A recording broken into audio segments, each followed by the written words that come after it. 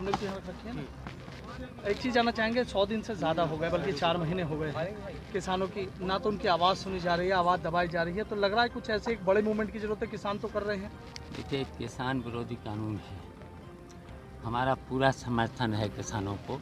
हाँ और पहले तो उन्होंने पॉलिटिकल पार्टियों को मना किया था।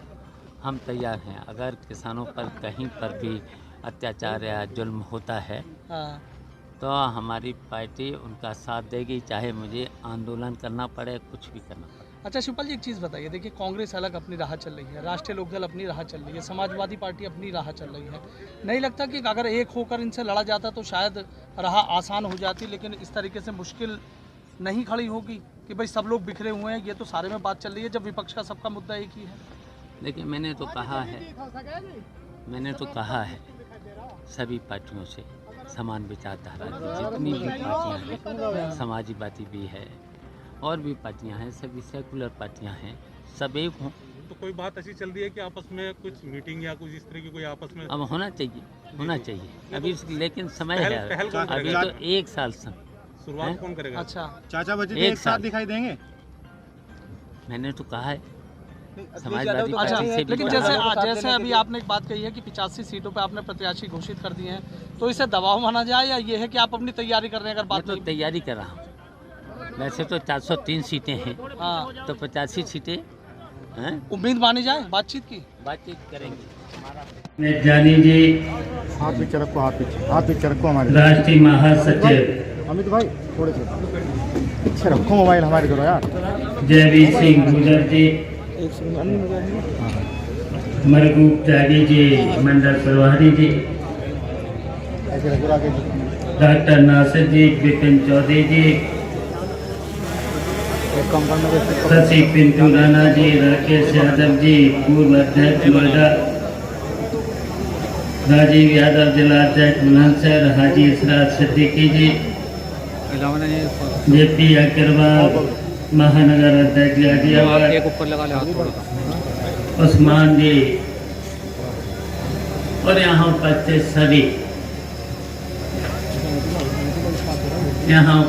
सभी साथियों और दोस्तों, पत्रकार बंधुओं,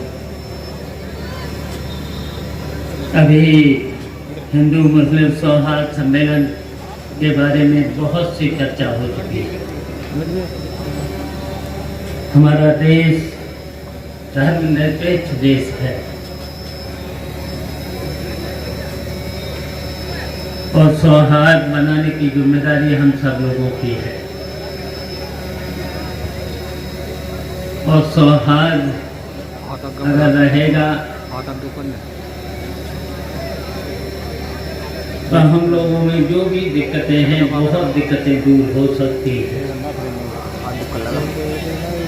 लेकिन कुछ लोग इस सौहार्द को तोड़ना चाहते हैं। और वो लोग कौन हैं? जब आजादी की लड़ाई चल रही थी, देश के साथ गद्दारी भी कर रहे थे। आजादी की लड़ाई में गद्दारी कर रहे थे और उसके तो बहुत से सबूत हैं।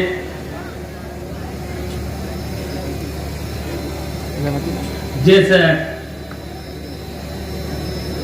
महात्मा गांधी ने उस आजादी की लड़ाई में पूरे हिंदुस्तान को एक करके उन अंग्रेजों को भगाया था। हिंदू मुस्लिम सिख ईसाई, चाहे अमीर हो चाहे गरीब हो, सबको इकट्ठा किया था। और जब इकट्ठे हुए तो इस हिंदुस्तान से अंग्रेजों को छोड़ना पड़ा। आजादी मिली और आजादी मिलने के बाद आज इस देश में गरीब और अमीर की खाई बढ़ी, जबकि उस खाई को दूर हो जाना चाहिए था। और अभी आपने देखा होगा जो सरकार है, चाहे दिल्ली की सरकार हो, चाहे उत्तर प्रदेश की सरकार हो, जो भी निर्णय लिए हैं, जो फैसले लिए हैं, वो फैसले इस देश की जनता के हित में नहीं है। वो फैसले केवल इस देश के पूंजीपतियों के हित के फैसले हैं। उदाहरण है, जिससे विकास इस देश का होता था, रेल विभाग है, जो रेलें हैं इस देश की फायदे की चीजें थी।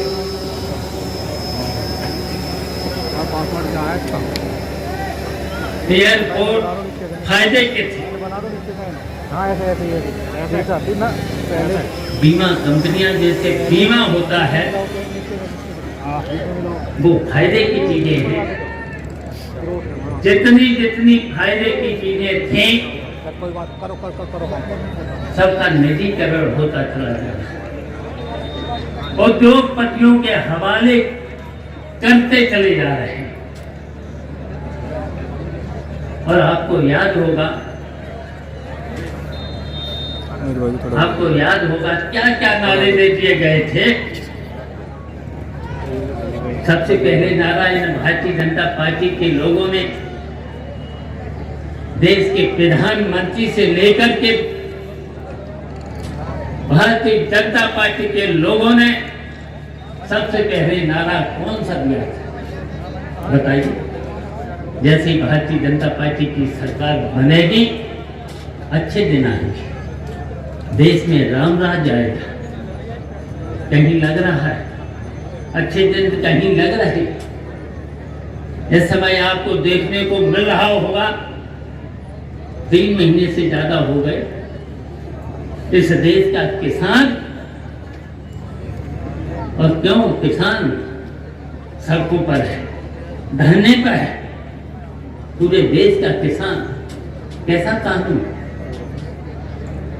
और वो कानून जो काला कानून बने, कृषि कानून जो बना है, केवल पूंजीपतियों को देने के लिए। कॉन्ट्रैक्ट फार्मिंग अगर होगी, कॉन्ट्रैक्ट फार्मिंग होगी, और उसमें एमएसपी का कहीं जिक्र नहीं, हाईकोर्ट जा नहीं सकते, केवल एसडीएम और डीएम तक जा सकते हो। बताओ, एसडीएम किसके अधीन होता है, डीएम किसके अधीन होता है? सरकार के अधीन होता है। एमएसपी का कहीं जिक्र नहीं।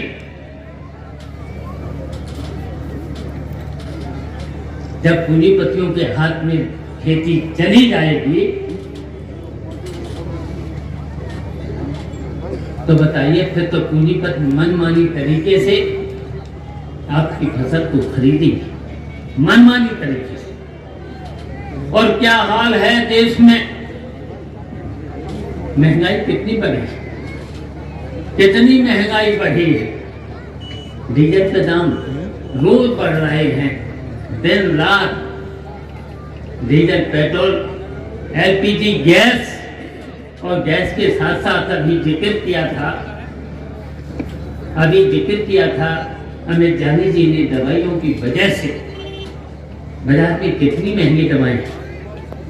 अभी वैश्विक बीमारी कोरोना थी, इलाज फ्री होना चाहिए था, उस बीमारी का इलाज फ्री होना चाहिए था। बताइए, कहीं पर भी इलाज मिला? और इस वैश्विक बीमारी में और क्या निर्णय, बताइए, निर्णय कोई ठीक है? पहले ही दिन लॉकडाउन, बिना सोचे समझे जिस तरीके से पहले दिन नोटबंदी के बाद जीएसटी और जीएसटी के बाद आधार, बताओ बिना आधार के कोई काम अब हो नहीं सकता। जीएसटी की वजह से कितनी महंगाई बढ़ी, कितनी बेईमानी बढ़ी, और नोटबंदी की वजह से पूरे देश की अर्थव्यवस्था चौपट। बताओ अर्थव्यवस्था चौपट हुई तो विकास का काम कहां से हो सकता? नहीं हो सकता है। कैसे कैसे जुड़े हो? पहले ही दिन कहा था काला धन, विदेशों में काला धन ले आएंगे, प्रत्येक के खाते में 15 लाख रुपया भेज देंगे। बताओ किसी के खाते में 15 लाख रुपया भेज मिला? कितना झूठ! बताओ देश का प्रधानमंत्री अगर इतना झूठ बोले, देश का गृह मंत्री अगर इतना झूठ बोले,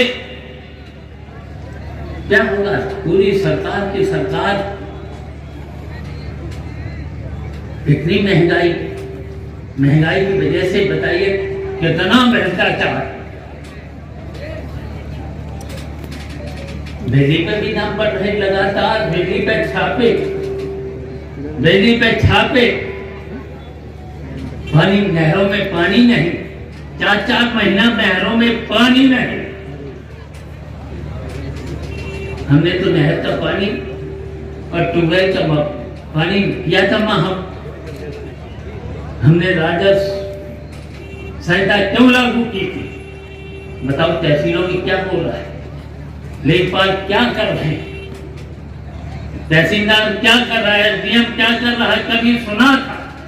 IAS IPS कभी रिश्ते लेते थे, कभी झूठ बोलते थे। क्या सरल है? जब देश का प्रधानमंत्री झूठ बोलेगा तो बताओ फिर IAS झूठ नहीं बोलेगा, IPS झूठ नहीं बोलेगा। बताओ फिर कब्जे में लेखपाल रोज गांव में, बताओ अगर सौहार्द बना रहे तो लेखपाल नहीं होने देगा, कभी कभी पैमाइश करने जाएगा। दलालों के माध्यम से अगर जहां चकबंदी हो रही है तो क्या हाल है? क्या हाल है? चौधरी साहब ने तो अच्छा काम किया था पटवारियों के लिए, मैंने भी राजस्व संहिता इसलिए लागू की थी, हमने 36 एक्टिंग किए थे, इसलिए किए थे कि किसी भी किसान को, किसी भी गरीब को, किसी अधिकारी की चक्कर न लगाने पाए, सीधा न्याय उसके दरवाजे पर मिलेगा, किसी अधिकारी के चक्कर नहीं लगाने पाए।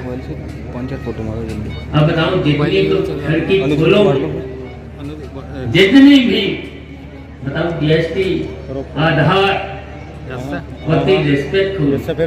जहाँ फाइल जितनी घूमेगी, बताओ उतने बीच वाले में यहाँ तो सीधा न्याय किसान के दरवाजे पर 15 दिन के अंदर निर्णय हो जाना चाहिए। 7 साल 6 महीना मैंने तो देखा था चकबंदी में 40 साल मुकदमे नहीं हो पाए। बताओ तारीखें करते किसान चला गया, बच्चे बूढ़े हो गए। मैंने तो 45,000 मुकदमों में 2 साल के अंदर 40,000 मुकदमे खत्म किए थे। 30 साल पुराने मुकदमे, 40 साल मुकदमे, 5,000 बचे थे। पता कर लेना, 5,000 मुकदमे एक सरकार ने 4 साल में खत्म नहीं कर। 4 साल में 5,000 मुकदमे, उसमें भी बेईमानी। मैंने तो ऐसा कानून बना दिया था और कहा था, आदेश किए थे, अगर कहीं वकील नहीं जाता, कोई फरीक नहीं आता है, तो उस अधिकारी को खेत पर जाकर के कोर्ट लगा करके, गांव में कोर्ट लगा करके फैसला दे दे। तब हुए थे 4,000 में 40,000 मुकदमे खत्म हुए। कितना झूठ बोलते हैं, आपस में हिंदू मुस्लिम को लड़ाने की बात करते हैं, लड़ाने की बात, मंदिर मस्जिद पर लड़ाने की बात करते हैं। बनाने की बात करते हैं। सौहार्द रहना चाहिए। हम तो कहेंगे सिवाय खास और हर्रा के लोगों से, पूरे क्षेत्र के लोग, हम तो कहेंगे अगर हमें जानी ने कोई गलती की है, जब माफी मांगी है तो वैसे तो जानते ही हो, आजकल तो जानते ही हो मोबाइल पर क्या क्या सीन, क्या झूठी खबरें। लेकिन माफ कर देना, अगर मैंने 85 बनाया है, ये यहाँ से आपकी सी बात है। धरती राणा को भी मैंने सरदार से 85 बनाया है, ये भी आपकी से बात है। महबूब त्यागी को भी बना दिया, महबूब त्यागी को भी बनाया है, और भी बनाए हैं हमने लगभग 80-85 बना दिए, बनाए। वैसे तो मैंने कहा है सभी समान विचारधारा की पार्टियों से भी कहा, सभी धर्मनिरपेक्ष पार्टियों से कहा है, इन्हें झूठों की सरकार को बदल देना। बहुत झूठे, ये गुजराती बड़े झूठे, ये देश को कहां ले जाना चाहते हैं, कहां ले जाना चाहते, कितना झूठ बोले बताइए। संत होकर के क्या बात करते हैं, ठोंक दो, बताओ कोई संत ऐसा कहे। मकान गिरा दो, बताओ मकान गिरा दो, मकान के जिंदगी भर की कमाई होती है लोगों की। अगर परिवार में एक दोषी हो, रिश्तेदार तो हो नहीं सकते दोस्त, रिश्तेदारों के भी मकान गिरा, झूठे मुकदमों में जेल भेजे। क्या यही सत्ता हमेशा बनी रहेगी? यही सत्ता बनी रहेगी? फिर ये परंपराएं डालना चाहिए, ऐसी परंपराएं लोकतंत्र में नहीं होनी चाहिए। कितनी नौकरी देगी, कितना झूठ वादा किया था, 1 करोड़ लोगों को नौकरी, हमने नौकरी दी है। हम पूछना चाहते हैं, यहां भी बैठे होंगे लड़के, यहां भी बैठे होंगे लड़के, मैंने बहुत सी नौकरियां दी हैं अपने विभाग, जितने भी विभाग, कोऑपरेटिव विभाग में दी, 14,000 हमने देखभाल भी हमने बनाई, लेकिन बेईमानी पर उतरे। सरकार की ढिलाई की वजह से वो भी बेईमान होते चले जा रहे।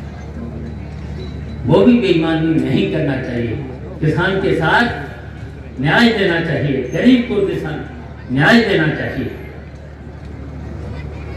मैंने पीडब्ल्यूडी से लेकर के, सिंचाई से लेकर के, जितनी भी जगह खाली थी, बताओ कहीं पर भी बेईमानी की हो, कहीं पर भी बेईमानी की हो, कहीं पर भी पैसा लगा हो। और आज क्या हो रहा है, इतनी मैं पूछना चाहता हूँ, पूछो सरकार से, हम भी जानना चाहते हैं 4 साल में कितनी नौकरी दी है। झूठ वादा मैंने दी है नौकरी, और मैं तो फिर कहेंगे ये सरकार बदलेंगे, और ये सरकार बदलने के बाद ऐसे कानून नहीं बनेंगे, जैसे कानून बने हैं ऐसे कानून नहीं बने, ऐसे निर्णय नहीं होंगे। जो भी निर्णय होंगे जनता के हित में होना चाहिए। जैसे देश तरक्की करे, देश में खुशहाली आए, हम तो ऐसा कानून बनाएंगे। हम नौजवानों से कहेंगे, क्या हाल है इस समय, सबसे परेशान कौन है? किसान है। कितनी मेहनत करता है, पूरा घर मेहनत करता है, और जब फसल पैदा कर लेता है तब क्या होता है, उसकी फसल की लूट होती कि नहीं? मेरे पर भी था, कृषि विभाग मंडी हमारे पास थी। हम पूछना चाहते हैं, किसी भी किसान को मैंने ऐसा आदेश दिया था अधिकारियों को कि जितना भी समर्थन मूल्य है उससे 5 रुपए किसान को ज्यादा मिलना चाहिए। मैंने किया था। अब मुख्यमंत्री के विभाग है मंडी, क्यों ऐसा काम नहीं करते? लुटवा दिया किसान लुटवा दिया। बताओ, गेहूं का समर्थन मूल्य जितना था मिला, धान का इतना मिला। हम जानना चाहते हैं 4 साल में कितनी महंगाई हर चीज पे बढ़ी, डीजल, पेट्रोल, ऊपर एलपीजी गैस से लेकर दवाइयों से लेकर के हर चीज पर, बिजली से लेकर कितना बिल बढ़े हैं। तो इसलिए मैंने तो कहा है कि ऐसे कानून नहीं बनाएंगे। अगर हमारी सरकार बनती है तो सबसे पहले हम बनाएंगे कानून, हर परिवार में एक बेटे और एक बेटी को सरकारी नौकरी देने की जिम्मेदारी सरकार की, ऐसा कानून बनाएंगे। दूसरा, किसानों का जो लागत है, किसानों की बताइए, किसान जो मेहनत करता है, खाद बीज का तो जोड़ लिया, पानी का तो जोड़ लिया, बिजली का, लेकिन जो मेहनत करता है खेतों में, दिन रात मेहनत करता है, कभी कभी पूरे बच्चे महिलाओं से लेकर के सब मेहनत करते हैं, उसकी मेहनत तो जोड़नी चाहिए, उसका दूना तो मिलना चाहिए, दूना तो मिलना चाहिए। तो इसलिए ऐसे कानून बनना चाहिए। बिजली सस्ती मिलना चाहिए, बिजली भी सस्ती मिलना चाहिए। बताइए, पड़ोसी प्रदेश में पूछ लेना, दिल्ली में पूछ लेना, बताओ दिल्ली में सस्ती बिजली है कि नहीं? और उत्तर प्रदेश में रोज दिन रात बिजली के दर, बताओ कितना यूनिट। बताइए, मैंने तो, मेरे पास जब बिजली विभाग था, बताइए बुढ़ा भाइयों, बताइए 65 रुपए पर लूम, एक महीने में केवल 65 रुपए। किसी पे छापे पड़े? मैं पूरे उत्तर प्रदेश के किसानों को, बुनकरों को, गरीबों पूछना चाहते हैं, कभी छापे पड़ते, कभी FIR होती थी? नहीं है, बिजली भी नहीं है। तो सस्ती बिजली, और गरीब का, जो गरीब है, जिसका कच्चा मकान है, झोपड़ी है, जिसका एक कमरे का मकान है, कम से कम 2 बल्ब 2 पंखे तो फ्री होना चाहिए। बताओ, होना चाहिए, और सस्ती बिजली होना चाहिए। ऐसे कानून बनाना चाहिए। बताओ कि उद्योगपतियों, सब उद्योगपतियों, बताइए तो कितने साल सरकार में और भी लोग रहे हैं।